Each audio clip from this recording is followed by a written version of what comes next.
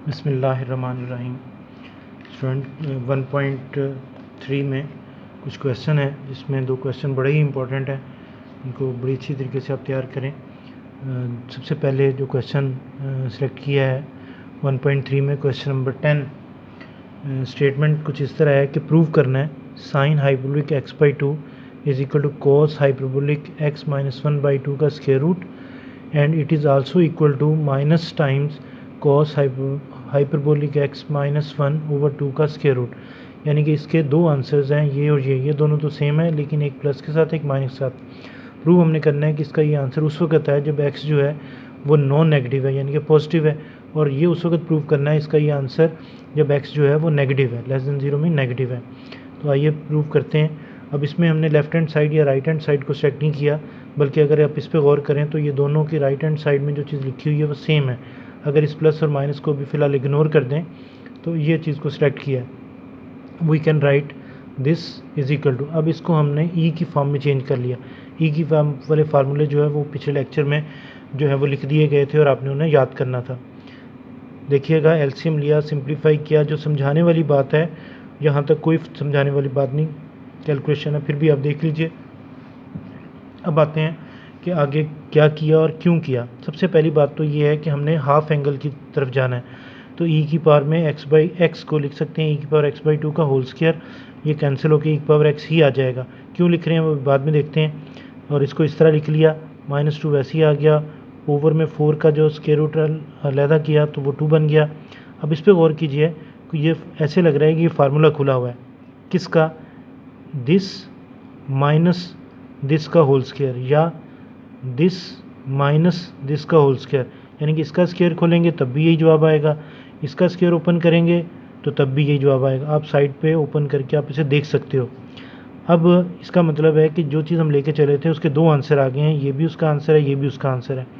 लेकिन अगले स्टेप में पेज पलटने से पहले ये स्क्वायर मैं अंडरूट से अगले स्टेप में कैंसिल कर दूंगा, लेकिन जो ही कैंसिल करूंगा इसका ये दोनों चीज़ें जो हैं वो सेम उस वक्त होंगी जब इनके x के दरमियान एक ताल्लुक़ हो। देखते हैं कि वो क्या ख़ास बात है जिसे हम लिखेंगे तो फिर ये चीज़ें सेम होंगी। ये देखिए, यहाँ तक तो आप आ गए, लेकिन ये और ये उस वक्त सेम होंगे जब x की जो वैल्यू है पुट नहीं करनी हमने। अगर हम कंसिडर करें तो x अगर पॉजिटिव होगा तब तो ये ठीक है, लेकिन अगर x नेगेटिव होगा, आप कोई भी x की नेगेटिव वैल्यू यहाँ पे सोचिए, वो माइनस उसे प्लस बना के ये वाली फॉर्म बना देगा। तो ये आपने यहाँ इस स्टेप में आपने ये यहाँ पे लिखना है। देखिए, कॉमन निकाला है इसमें। अब इस पे और इस पे अगर आप गौर करेंगे तो ये दोनों जो हैं वो साइन हाइपरबोलिक x/2 ही लिखा हुआ है, उनके फार्मूले हैं ये। तो इसका मतलब है इसके दो आंसर आ गए। अगर हम दोनों तरफ माइनस से मल्टीप्लाई कर दें या इस तरह इसको लिख लें, देखिए, तो ये है जनाब प्रूफ। वेरी इंपॉर्टेंट क्वेश्चन है। इसके बाद इतना इम्पोर्टेंट क्वेश्चन नहीं, लेकिन कभी ये आया नहीं, इसलिए कहीं आ ना जाए, इसलिए इसको भी पेपर में कहीं आ ना जाए, इसको भी देख लेते हैं। तो क्वेश्चन नंबर 1.3 क्वेश्चन नंबर 11 में अगर आप, मैंने स्टेटमेंट नहीं लिखी क्योंकि इतना उस पर टाइम नहीं था, तो आप उसके स्टेटमेंट अगर पढ़ लें तो मैं वैसे ज़बानी आपको बता देता हूँ कि स्टेटमेंट क्या है। कि कहते हैं कि z को अगर e की पावर योटा अल्फ़ा से मल्टीप्लाई कर दें तो वो जो जवाब आएगा वो एक ऐसा वेक्टर होगा जो कि एंटी क्लॉकवाइज रोटेट हो जाएगा अल्फ़ा। ये स्टेटमेंट है, आप वहाँ से उसको पढ़ लीजिएगा। हमने कैसे शुरू किया कि लेट कर लिया z is equal to R cos theta plus iota sine theta. इसको सब लोग जानते हैं, आर वैसे ही आ गया। आइलर्स के मुताबिक ये सारी चीज़ किसके बराबर है, ई की पावर योटा थीटा के। अब हमने इसकी फ़िगर बनाई, z आर और थीटा, z जो है उसके अंदर r और थीटा जो है उससे हम फिगर बनाते हैं। एक ऐसी लाइन लगाते हैं जिसकी लेंथ जो है r होती है और वो एक पॉजिटिव एक्स के साथ एंगल कितने का बना रहा होता है, थीटा का। अब ये उसकी फ़िगर बन गई, इन फिगर हमने इसे दिखा दिया। अब हमने क्या किया कि इसको दोनों तरफ मल्टीप्लाई कर दिया, क्योंकि उसने कहा था कि z को मल्टीप्लाई कर दो ई की पावर योटा अल्फ़ा से, दोनों तरफ मल्टीप्लाई कर दिया।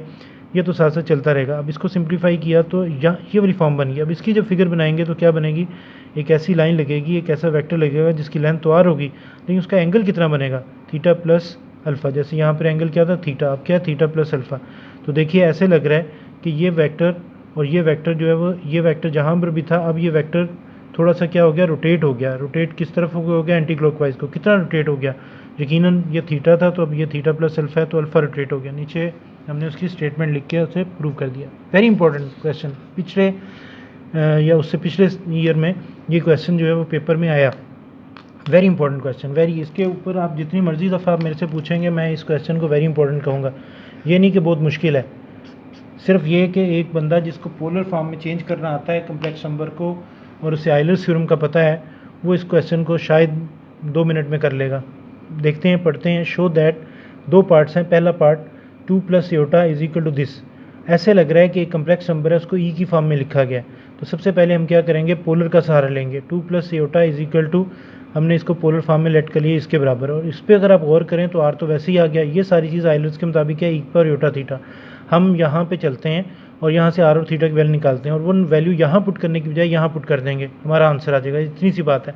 अब जिस बंदे को पोलर फॉर्म में चेंज करना आता है उसको तो कोई मसला नहीं होगा, क्योंकि लाजमी होता है कि यहाँ तक पहुँचते हुए आप पोलर में तो माहिर हो चुके होंगे तभी यहाँ तक आएंगे। फिर भी देखिए, मैं इसमें कोई चीज़ नहीं आपको समझा रहा, कार्टेशियन से पोलर में चेंज करते वक्त कैसे आर और थीटा मालूम करते हैं, ये आपके सामने लिखा हुआ है। अब ये जो आर और थीटा की वैल्यू निकली हैं, इसको यहाँ पुट करने की बजाय आप यहाँ पुट कर दीजिए। देखिए मैंने भी ऐसे ही किया और जो है वो प्रूव हो गया। Very important question, very important, बार बार कह रहा हूँ। दूसरा पार्ट भी इसी तरह का है, इसको बाद में देखेंगे। पहले क्या करेंगे, लेट कर लिया, फिर क्या किया, पोलर में चेंज करते हुए आर और थीटा की वैल्यू निकालनी। अब जब आर और थीटा की वैल्यू निकाल, देखिए आर और थीटा की वैल्यू आपको निकालनी आनी चाहिए। ये पिछले एक्सरसाइजेज में वेरी इंपॉर्टेंट क्या है कि वहाँ पे करवाया गया।